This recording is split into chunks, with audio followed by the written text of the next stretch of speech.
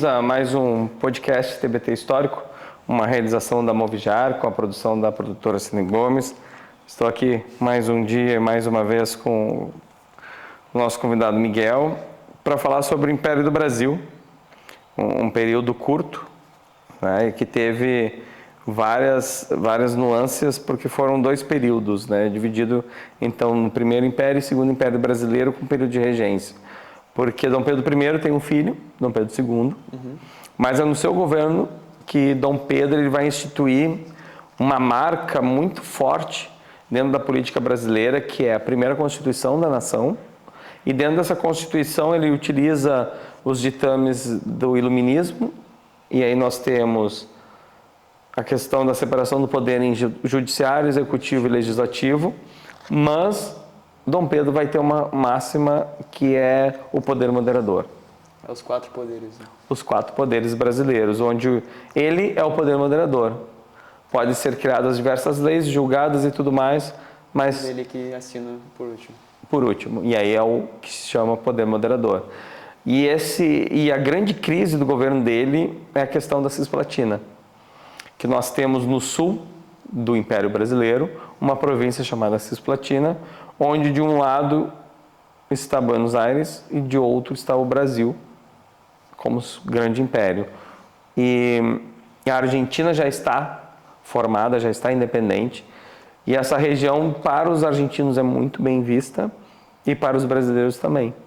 Mas os argentinos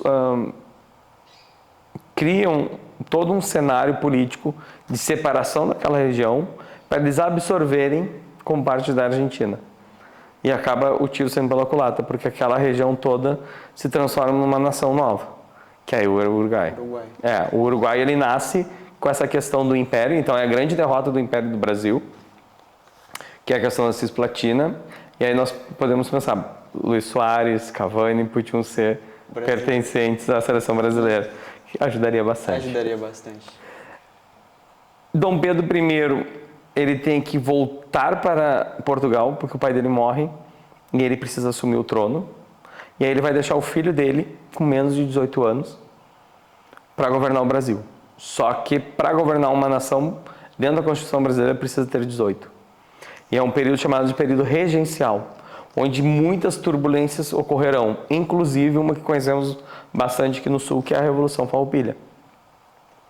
Que é esse período regencial onde muitos brasileiros estão descontentes com os ditames desses regentes.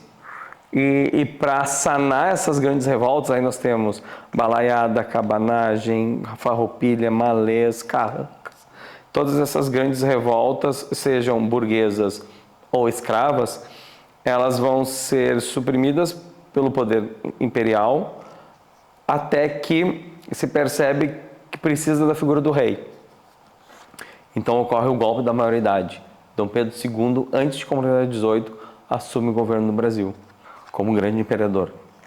E ele é uma pessoa extremamente letrada, ele é uma pessoa extremamente inteligente, e ele percebe que ele está perdendo prestígio também porque o Brasil não participou de nenhuma guerra.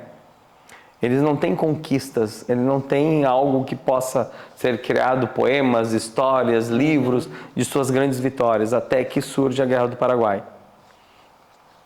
O Paraguai ele é governado por Solano Lopes, é uma grande nação republicana com poder industrial em crescimento, e o Paraguai entra numa disputa política uruguaia, e para auxiliar o governo do Uruguai, Solano Lopes então invade o Brasil, na região do Mato Grosso, porque o presidente do Uruguai pediu ajuda.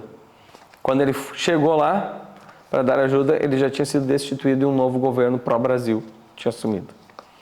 E aí dá a treta. Começa a briga entre Paraguai, que já invadiu o Brasil, aí não tem o que fazer, o próprio Brasil, Argentina e Uruguai. Eles massacram o exército paraguaio, mas o Dom Pedro II, como ele queria esse reconhecimento nacional, ele então vai atrás e caça Solano Lopes, gasta todo o dinheiro que podia e não podia.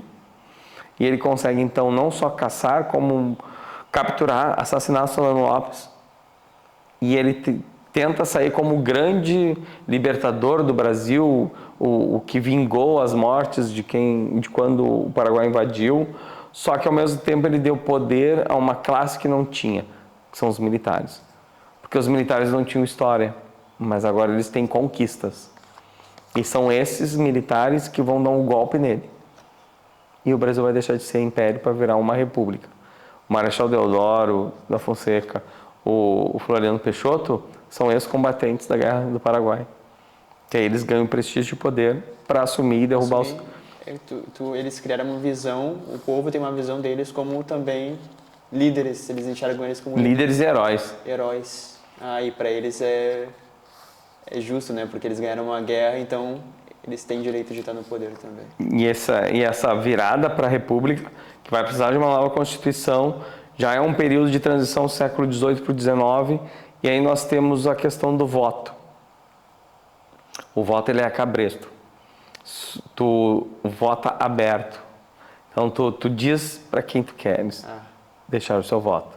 E aí dentro de uma política extremamente forte, de senhores de engenho, de donos de grandes estâncias, de charqueadas e tudo mais, nós temos esses grandes senhores comandando a política. E essa política ela é de acordo com o que eles desejam, porque também são eles que vão montar um exército. Por isso, coronel. São grandes estancieiros que não têm título militar nenhum, mas ganham a patente de coronel, porque são eles que terão jagunços. E esses jagunços serão soldados do Brasil em terras que o exército ou que o império não tem condições. Sim. Então essa é um pedaço da nossa história e nunca deixando de lembrar que viramos sim uma monarquia por causa do sistema de escravos, em que a Lei Áurea até chegar e ser assinada foram muitos percalços que se passou e foi um período onde teve realmente um massacre gigantesco da população africana aqui na América. Então, nos vemos no próximo e vamos para o século XX. Até mais.